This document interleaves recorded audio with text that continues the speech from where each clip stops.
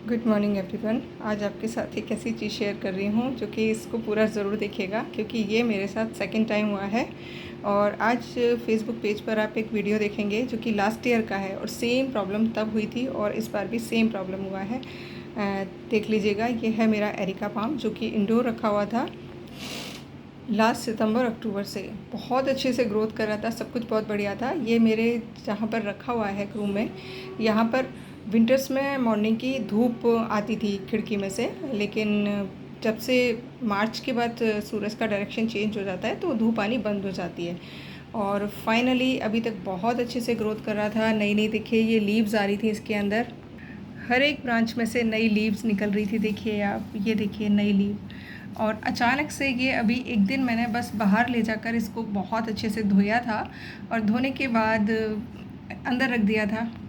और देखिए इसकी, ये आप देख पा रहे होंगे, इसका जो स्टेम है बिल्कुल रॉट हो गया है, बिल्कुल गल गया है। ये 3 ब्रांचेज़ इसकी जो हैं देखिए बिल्कुल ख़त्म हो गई हैं, सारी एकदम से गल गई। अच्छा, पता देखिए पौधे का अपने आप ही चलने लग जाता है जब वो डलनेस लगती है या वो एक साइड में झुक जाता है। तो चूँकि मेरे रूम में रखा हुआ है तो आते जाते मैं इससे टच होती रहती हूँ और मुझे ये 2 दिन से लग रहा था। और फाइनली कल इसको हाथ लगाया और हाथ लगाते ही देखिए ये एकदम से अलग हो गया। सेम इसी तरीके से मेरा लास्ट ईयर हुआ था और सेम इसी तरीके से अब हुआ है, जबकि इंडोर इतने महीनों से ये रखा हुआ था और बहुत अच्छे से ग्रोथ कर रहा था। ये देखिए नई लीव्स भी आ रही थी रेगुलर, बहुत घना हो गया था और मैं खुश थी कि हम लोग इंडोर रख सकते हैं पूरे टाइम में। अगर किसी के पास ऐसी जगह नहीं है बार बार बाहर निकालने की तो अच्छे से ये चल जाता है। लेकिन देखिए फाइनली इसमें अगेन वही प्रॉब्लम आया जो लास्ट ईयर आया था। तो मैं आप लोगों से यही कहना चाहूँगी, जो लोग इंडोर एरिका पाम को परमानेंटली रखते हैं वो या तो 2 प्लांट रखें जिन्हें कुछ कुछ दिनों में वो बाहर अंदर करते रहें। नहीं तो अगर आप एक ही जगह पर रखते हैं तो उस जगह पर अगर धूप आती है ना कुछ आवर्स की मॉर्निंग की, तो डेफ़िनेटली ये प्लांट सर्वाइव कर जाएगा। अगर धूप बिल्कुल भी नहीं आती है, जैसे देखिए मैं बता रही हूँ आप, मार्च के बाद बिल्कुल धूप बंद हो जाती है, तो कहीं ना कहीं देखिए ये प्रॉब्लम हो गया। इसके स्टेम के अंदर पानी जमा रह गया होगा जब मैं इसको धोकर लाई थी और वहीं पर ये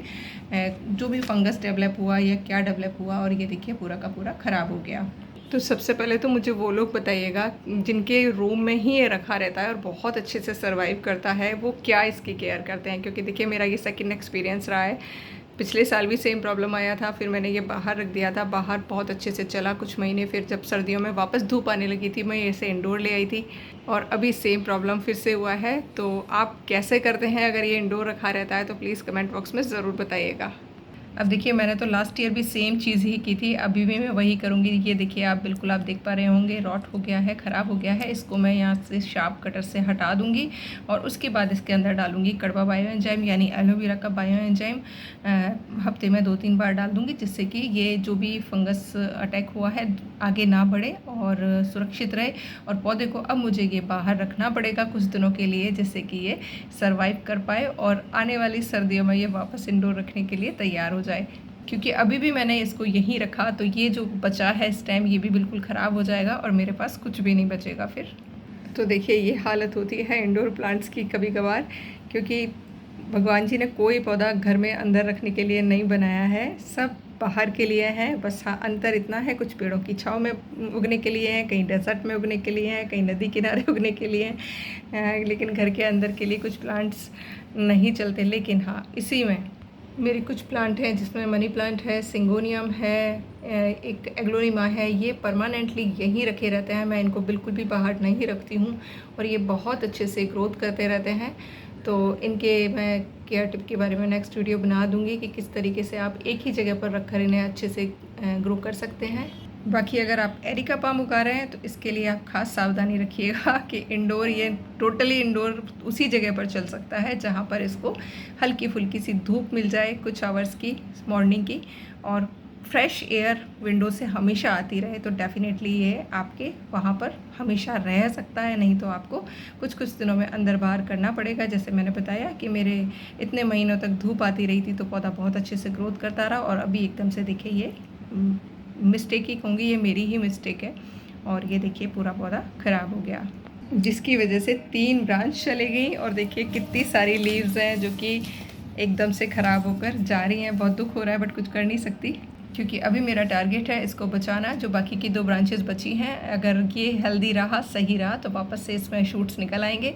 तो अगर आपके यहाँ भी ये प्रॉब्लम होता है तो सबसे पहले ख़राब पार्ट को हटाइए। हटाने के बाद में इसमें कड़वा बायोएंजाइम एलोवेरा का या नीम की पत्तियाँ बॉईल करके रख सकते हैं। कोई भी ऐसी चीज़ जो कड़वी हो, और नीम खली है तो वो भी मिट्टी में मिक्स कर दीजिएगा। तो मैं एलोवेरा का बायोएंजाइम डालूँगी, थोड़ी सी नीम खली इसकी गुड़ाई करके मिट्टी में मिक्स करूँगी, जिससे कि ये पौधा हील हो सके। और इंडोर इसकी कैसे केयर करती हूँ मैं, कैसे ये अच्छे से चलता रहता है, पूरी सर्दियाँ अंदर रखा रहता है, उस पर मेरा वीडियो है, उसका लिंक मैं कमेंट बॉक्स में दे दूँगी, तो वो देख लीजिएगा आप। Thank you for watching.